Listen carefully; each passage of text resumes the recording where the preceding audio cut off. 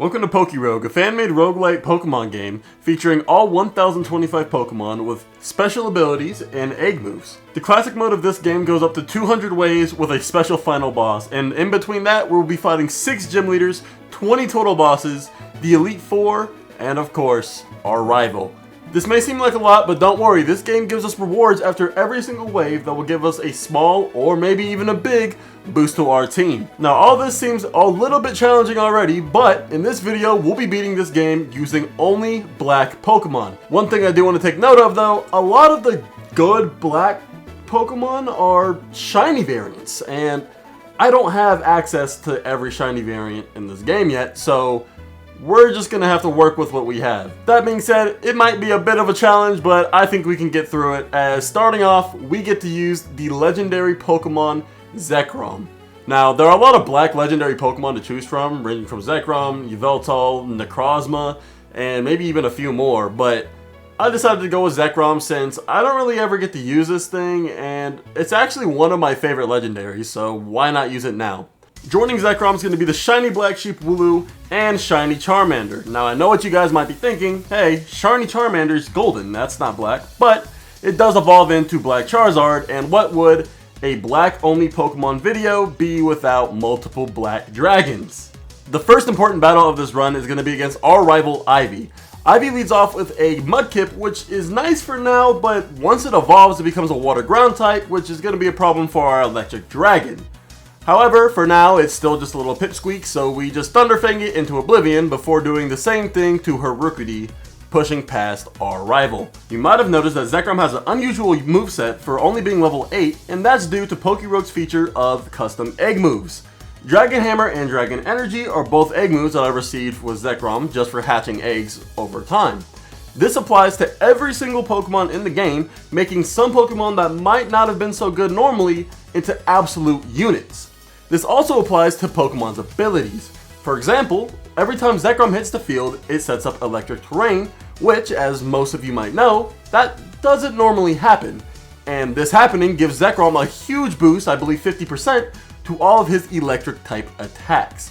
Now, benefits like this are called passive abilities that are unlockable using candy, and the way to get candy in Pokerogue is simply by playing the game using said Pokemon, or hatching eggs. And once you get a certain amount of candy, depending on the rarity of the Pokemon, you can unlock a passive ability. So as you can probably tell by now, this game takes a big spin on Pokemon, making it a lot more fun and a lot more available to use your favorite Pokemon. I'll explain some more features of this game in a moment, but first it's time to fight our first gym leader, Silent. Silent leaves out with a Snivy and I send out Wooloo. Now this gym is going to be pretty easy, as every single grass gym leader in this game is actually just a cakewalk. So all I do is switch into Zekrom before just putting Snivy down with a Dragon Hammer. No matter what Silent sends out next, it's not going to really matter, as Dragon Hammer plus Zekrom means death. Adding shiny Pokemon to the game was the best decision that Game Freak ever made, and Pokerogue made finding these rare variants even more exciting. Pokerogue uses a luck stat to determine the likelihood of getting good loot after each wave. This luck value increases based off the amount of shiny Pokemon you currently have on your team. One thing I did not mention yet is that this game features custom shiny Pokemon, and these custom colors come with a huge bonus. Each Pokemon has 3 shiny tiers, and each tier gives a subsequent boost to your shiny luck. For example, a normal shiny Pokemon gives +1 to your luck stat, while a tier 3 gives a +3 boost. This feature makes shiny hunting not only more entertaining, but also useful. I mean, look at this custom shiny Charizard, this looks absolutely sick.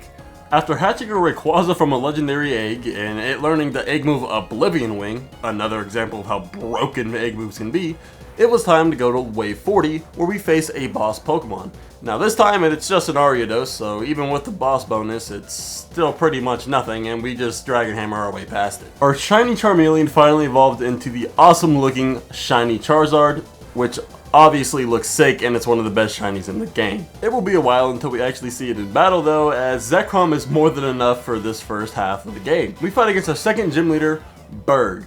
Berg is a bug type gym leader, which means it's going to be a cakewalk pretty much no matter what he throws at us. He does throw out a Durant Excavalier, which does kind of combat our dragon typing and steel resist it, but we have Thunderfang, which it doesn't resist, allowing us to get rid of those 2 steel types quite quickly.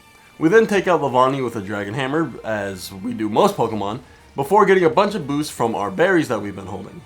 Dwebble stands no chance against this Thunder God and goes down in one Dragon Hammer, granting us the win against Gym Leader Berg. Up to this point, we've only been using our 3 starters that we chose, but I just ran into a Zebstrika, which does meet the criteria of a black Pokemon, as I would say it's over 50% black, which should be enough, right? So after catching it, we do gain another electric type to our team, which isn't necessarily the greatest, but having 4 Pokemon is certainly better than 3, as we're not doing a Nuzlocke, so having a full team of 6 will be very important, especially when we're stalling. Now, a quarter of the way to the end, it's wave 55, and we're up against our rival Ivy once again. And now, her Mudkip has turned into a Swampert, which is a big problem because of that ground typing. However, it is not able to one-shot Zekrom with an Earthquake, meaning we could get 2 Dragon Hammers off, knocking it out. She then throws in Hatchrim, which, luckily, I had Crunch on Zekrom, allowing me to one-shot it pretty easily, before throwing out Hisuian Quillfish, which gets knocked out in one shot with a Dragon Hammer. And then finally, Corviknight goes down to a Thunderfang, and that's pretty much all she wrote. We will be seeing Rival Ivy once again later on, and you'll see why she becomes a bit of a problem.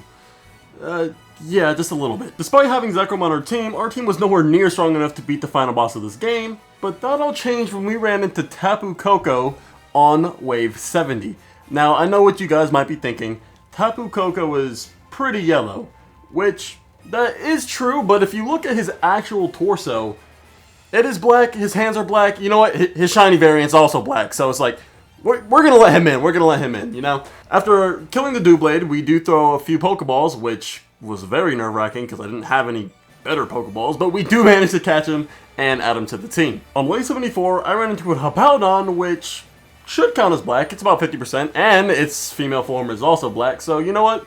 We're gonna count it, we're gonna give him the pass.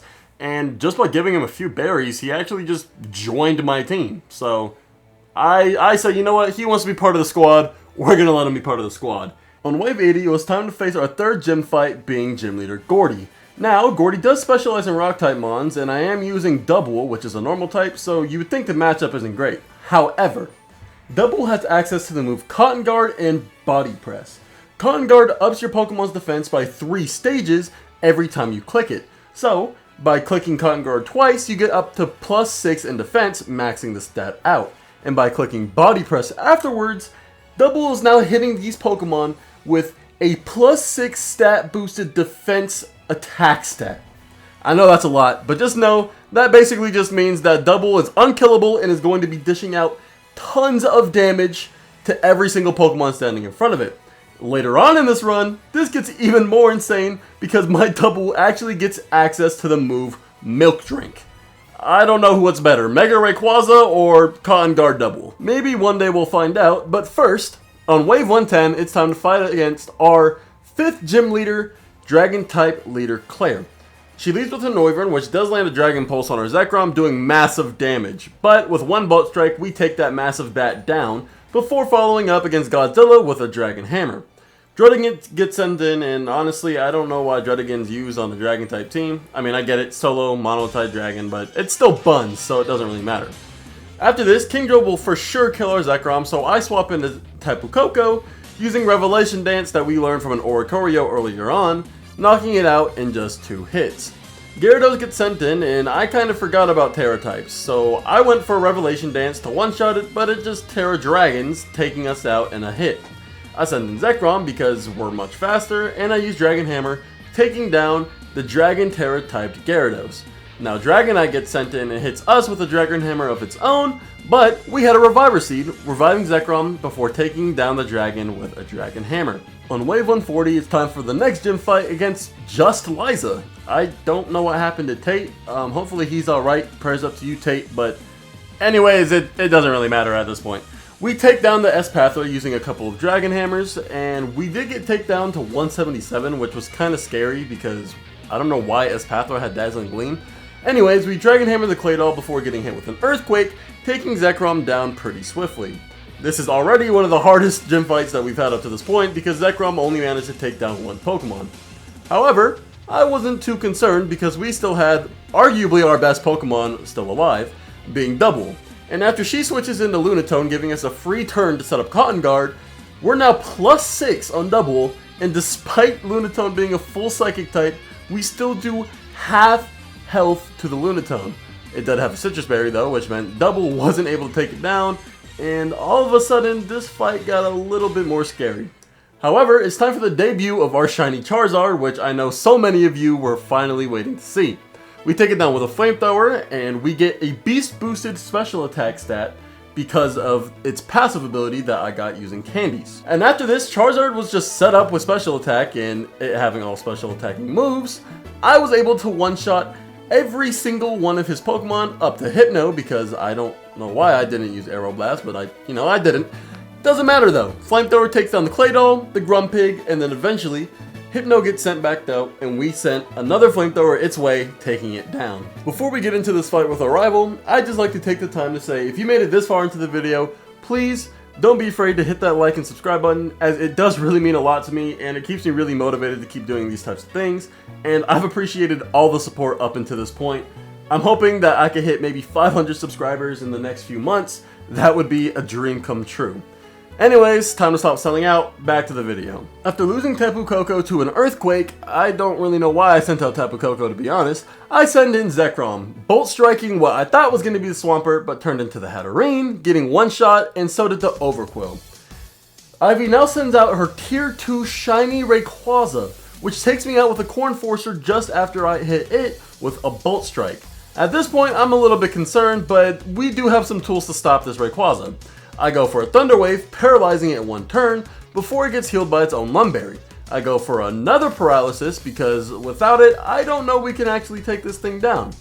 Next up, I send in Charizard, hoping to get off at least one hit for some decent damage, which I managed to do with an Aeroblast, taking it down to its final health bar. It then misses due to Paralysis, and I get another Aeroblast off before getting taken down by Corn Forcer. At this point, all of Rayquaza's berries have been procced, meaning that this thing is an absolute monster. I send in Hippowdon, going for a Stone Axe, but it doesn't really work out as I just get Corn Forcered into oblivion. Our last hope is Double, and after going for a Body Press, he decides to switch into Corviknight. This was perfect for me, as I get to set up with Cotton Guard and use Body Press again, and by this point, we know how this is gonna go. But I now have Milk Drink, meaning that after I get to +6 defense, I get back up to almost full health. Body Press gets Corviknight down to 1 before it switches into Volcarona, which takes a not very effective Body Press for about 66% of its health. Yeah, this Double is insane. It's by far the best Pokemon on my team. She then sends in her Swampert, which also meets the same fate, as Double takes another body using Body Press. Corviknight goes down, and all that's left is Rayquaza, and we actually outspeed due to the Paralysis, taking down basically all of Ivy's team with just Body Press. I do get access to a lot of items here, as you can see, 2 of them being the Mega Bracelet, and I know a lot of you guys are seeing that and saying, oh my gosh, this guy's gonna get a Mega Charizard, and you might be right, you just gotta wait and see. For our final gym fight of this run, we are up against Sabrina. Now, starting off against this Metagross, I have to play this as intricate as possible in order to win this fight. I send in Double, thinking I can get up a couple of Cotton Guards because Metagross has Hammer Arm.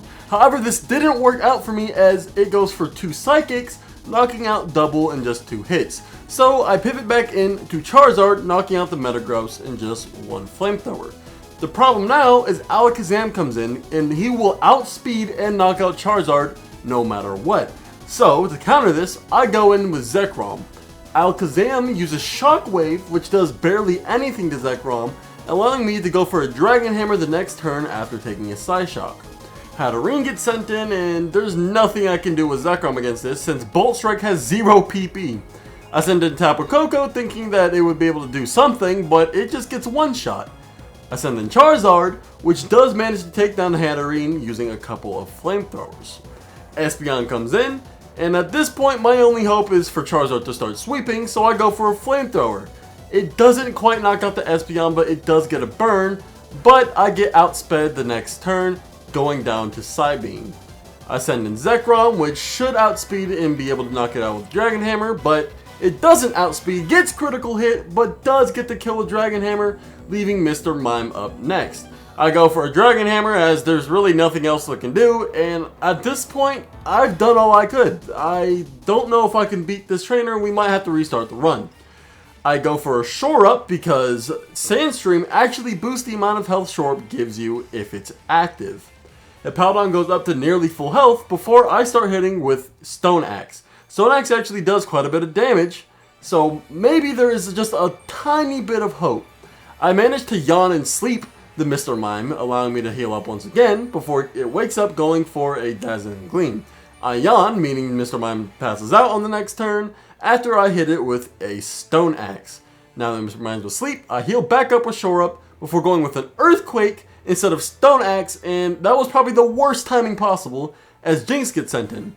But Jinx still goes down after getting hit with the rock setup from Stone Axe, allowing for a one-shot hit with Earthquake, and we passed Sabrina. That was by far the hardest fight of, I think, this entire run, and Hippowdon, the Pokemon that was so eager to get on my team, was the carry of that battle. It is time for the Elite Four. From this point on, every 2 ways we'll be finding a new member of an Elite Four, and the first one is going to be Will. This battle started off probably the worst way possible as its Jinx lands a Blizzard on Charizard, effectively freezing it and then taking it out. Now, this is insane luck on his part because, one, he lands every single Blizzard, gets the freeze, and knocks out a Fire type with it. But it doesn't matter because no amount of luck is going to get you past a outspeeding, bolt-striking Zekrom. He sends an Executor, which does resist all of my moves, but I do land 2 Dragon Hammers, effectively taking him down. Next up is none other than Galarian Slowking, who terastallizes into the Psychic type, but it didn't matter as 1 Bolt Strike is all it took to take it down. Here comes in Hypno, and another Bolt Strike takes Hypno down. One thing about the Elite Four that you are soon going to realize is that Zekrom is exerting his power, because Bolt Strike becomes the single most powerful attack in this run due to the electric terrain. Now, with Will down, there's only 3 more Elite Four members to go before we face a random champion opponent. With the team all healed up, it was time for the second Elite Four fight against none other than Koga. Now, Koga is a poison type specialist, which isn't exactly the best type, so this is going to be another breeze as he sends out Venomoth, who just falls to a Bolt Strike, followed up by Scolipede, which meets the exact same fate. Muck then comes in and terastallizes into the poison type to do more damage, but he doesn't even get to land a hit, so it doesn't matter. Overcool does come in and land a Gunk Shot, outspeeding Zekrom, but he still gets one shot by a Bolt Strike. Tentacruel, of course being a part water type, is going to meet the exact same fate, and Koga sends in his final Pokemon, Crobat, with Intimidate, lowering our attack by 1 stage. We miss the Bolt Strike, get hit by a Floaty Fall, and then we finally Oko it despite the attack drop. Zekrom has soloed every single Pokemon in these Elite Four so far. Let's see if this streak continues as we're up against Elite Four Bruno. He sends out Hitmonlee, which admittedly is going to get Bolt Strike until Bruno switches into a Steelix, which at the time I forgot all about terastallization, and I really could have just left Zekrom in. However, I send in Hippowdon, not predicting the fighting type terastallization, and get hit by 1,000 Waves. Luckily, 1,000 Waves didn't do much to Hippowdon since I am a ground type, and I just set up a quick little Yawn before going for a Shore Up. Yawn ended up doing nothing due to a Lumberry, and Steelix lands an Iron Tail doing some pretty decent damage. At this point, I'm just stalling with Shore, getting a little bit of chip damage in, stalling again, and rinse and repeat. After just a few Earthquakes, Hippowdon does go down, leaving Steelix at about 10% HP. Steelix is super slow, so I decide to send in Charizard going for an Aeroblast, which worked out perfectly because the switch into Poliwrath ended up not mattering since Aeroblast one-shots pretty much every fighting type that he could have thrown out. After Poliwrath, Suck, and eventually Annihilate go down to Aeroblast, he is down to half of his team. One of those Pokemon is Steelix at 10% HP. Hitmonlee makes his return, gets hit with an Aeroblast, and at this point, I think you guys know how this is going to end. Charizard, after getting so many buffs from Beast Boost, there's nothing that Bruno can do. No matter what he sends out, it is going to get obliterated. And with a final Flamethrower, Steelix goes down, and just like that, we have defeated Elite Four Bruno. It was time for our final Elite Four battle against none other than Karen. Now, Umbreon is an absolute special wall, so I decided this would be a good time to set up with Double. Ascend and double, getting up a Cotton Guard before following it again with once another Cotton Guard, and then I go for a Milk Drink, getting back up to nearly full HP.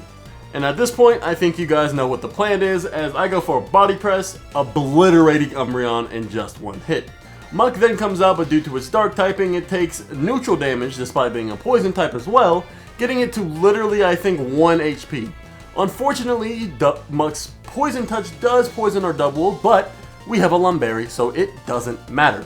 Weavile goes for Darkest Lariat, but at this point, Weavile's not doing anything to this double as we're max defense. Unfortunately for us, Double's Reign of Terror is going to end as Houndoom comes in, landing a Flamethrower, one-shotting our double. However, we still have the rest of our team fully healthy and alive, so I just send in Zekrom, and guess what move I'm going to use? Bolt Strike. I do end up missing, but it doesn't matter as I do connect on the next one, and it knocks out Houndoom in just one hit. Gengar met the exact same fate, taking another Bolt Strike to the face. This does disable it against Honchkrow, but it doesn't matter as I land a critical hit Dragon Hammer, defeating the final Elite Four member of this run. It's time to face the Aura Farmer himself, Champion Red. And in true Red fashion, he leads out with his Pikachu. However, this Pikachu isn't extremely overleveled compared to us, which means it's just a regular Pikachu. And it goes for Volt Tackle against Zekrom, which did practically nothing, and I think Red might have thought his Pikachu was Ash's Pikachu, capable of knocking down legendaries with super ineffective moves, but that just wasn't the case. I swap into Charizard and go for Flamethrower as Red switches into Espeon, taking about half its health. I then go for an Aeroblast, landing a critical hit, knocking down Espeon in just one hit.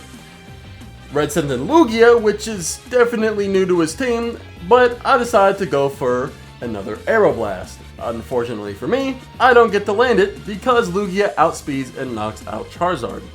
The obvious choice here is to go into Hippowdon to set up Rocks using Stone Axe. One Stone Axe does not a lot of damage to Lugia, despite the fact that Lugia is weak to Rock type. I go for another Stone Axe, getting Lugia to about 10% HP, as it eats all of its berries, getting a bunch of boosts. Lugia takes down Hippowdon with a critical hit, and now this is a little bit scary because Lugia is set up and I don't really have much to stop it. I decide to go for a Discharge, which ends up paralyzing the Mega Venusaur that Red switches back into, and at this point Zebstrika doesn't have too much value to me, so I just decide to go for a Stomp, trying to get some flinches. I do manage to get one flinch, but unfortunately that's where my luck would end, as Venusaur goes for an Earth Power, hitting me down to 11 HP. I do live though, meaning I can get another Stomp in as Mega Venusaur gets paralyzed, and then flinched back to back. Zebstrika has now healed up to 106 just from Mega Venusaur's ability, Seed Sower, as Zebstrika eventually does go down. At this point though, I got a lot to choose from. Zekrom, Tapu Koko, and Double are all great options against his Venusaur. I decide to opt for Tapu Koko, which out of the three is probably the worst one that I could have picked, as I get Malignant chained into Oblivion. Tapu Koko really hasn't been that much of a help to my team up to this point, but you'll see where he comes in handy soon. Ascendant Double, setting up with Cotton Guard, who would have guessed, as I take a Petal Blizzard to the face for roughly no damage. Mega Venusaur then gets another one off, as I go for another Cotton Guard, and now that I'm +6, it's time to spam Body Press.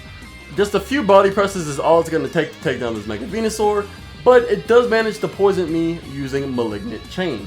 This puts a timer on Double, which means the last Pokemon that he has is probably going to take us out, but we'll cross that bridge when we get to it. Meganium gets sent in, and we go for a Body Press, knocking it out in just 2 hits.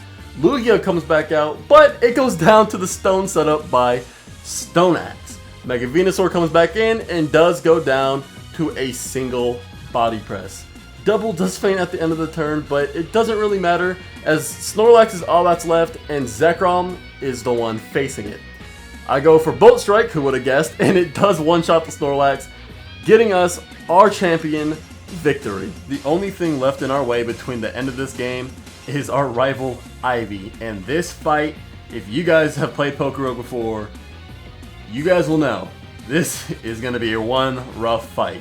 We do take down Swampert in just one hit, but don't let this get to your head, because as Hatterene goes down, Overcool gets sent out, falls, and this is where the real battle begins. Tier 2 Shiny Mega Rayquaza.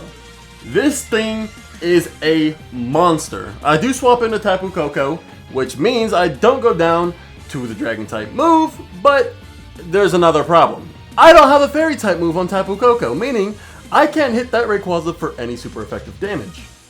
Volcarona does get hit by a few Hyper Voices and Revelation Dances, taking it out, but once again, with that Mega Rayquaza in the back, all of this really doesn't mean much. Corviknight gets sent in and taken down as Tapu Koko sweeps half of this team. Zekrom and Tapu Koko put in a lot of work. Unfortunately, I don't know how much work we're going to need to take down this Mega Rayquaza. Tapu Koko goes for Revelation Dance, doing half of Mega Rayquaza's first health bar. Keep in mind, this thing has 4 health bars. Like, what are we going to do with half a health bar down? Anyways, Hippowdon goes in, and I decide the only option is really just Yawn Stall. I go for a Yawn, meaning Rayquaza will pass out in a few turns, before trying to go for a Stone Axe, but Rayquaza just Dragon Ascends me into oblivion. Now I send in Zekrom and decide at this point I might as well just try to go for some Dragon Hammers while Rayquaza's asleep. I land the first one, taking it down to its last health bar as it heals up using berries. Rayquaza does stay asleep for that second turn though, meaning we take down Mega Rayquaza and we finally get to go to the last wave of the game. It is wave 200 and we are facing off against Eternatus. I lead off with Protect as Eternatus goes for an Eterna Beam, which doesn't do anything due to the Protect, and I swap it to Tapu Koko because I was able to predict the Eternatus. Now, Eternatus is most likely going to go for a Poison type move, which it does, but Zebstrika has just enough defense to tank it, and I go for a Thunder Wave, landing the Paralysis on Eternatus before going for a simple Discharge, doing about half of its first health bar. Admittedly, this doesn't mean much, but it's better than nothing and we'll take any damage we can get at this point. Hippowdon goes in and lands an Earthquake before getting Eterna Beamed. However, Hippowdon has just enough defense to survive with 30 HP. I decide to go for Shore Up here for whatever reason, and Eternatus gets fully paralyzed, allowing me to use another Earthquake, taking it to its E-Max Eternatus form. Now, Hippowdon and Tapu Koko are staring at this god in front of them, and at this point, all I can do is just spam Screech to lower Eternatus' defense, allowing for every single one of my Pokemon to hit for the most damage possible. Hippowdon manages to land a few Earthquakes, but honestly, it's really not doing too much damage at this point, and every turn is just going to whittle him down a little bit more due to him being poisoned. I decided that the best option for me is to not even use Tapu Koko offensively because Hyper Voice is not going to do much damage and Revelation Dance is literally going to do nothing. So I decided to stay in as Tapu Koko gets hit by Cross Poison, taking it down to about 1 HP. For some reason, Hippowdon has just not been hit this entire time, other than the one time I got poisoned, so I've just been able to sit in and just use Earthquakes over and over again. I decide that Eternatus is low enough to where I just need to start putting everything I have into it, as I send in Zekrom, going for a Terra Dragon Dragon Hammer. With a 20% boost from Terrestrialization, that's all it's really going to take, as Hippowdon finishes it off with an Earthquake, taking down Eternatus using only 3 Pokemon. If you guys enjoyed this video, please leave a like, subscribe, and let me know what type of challenges you'd like to see next. It doesn't even have to be Pokerogue. But I do appreciate you all for watching, and I hope to see you all next time in the next video. Peace.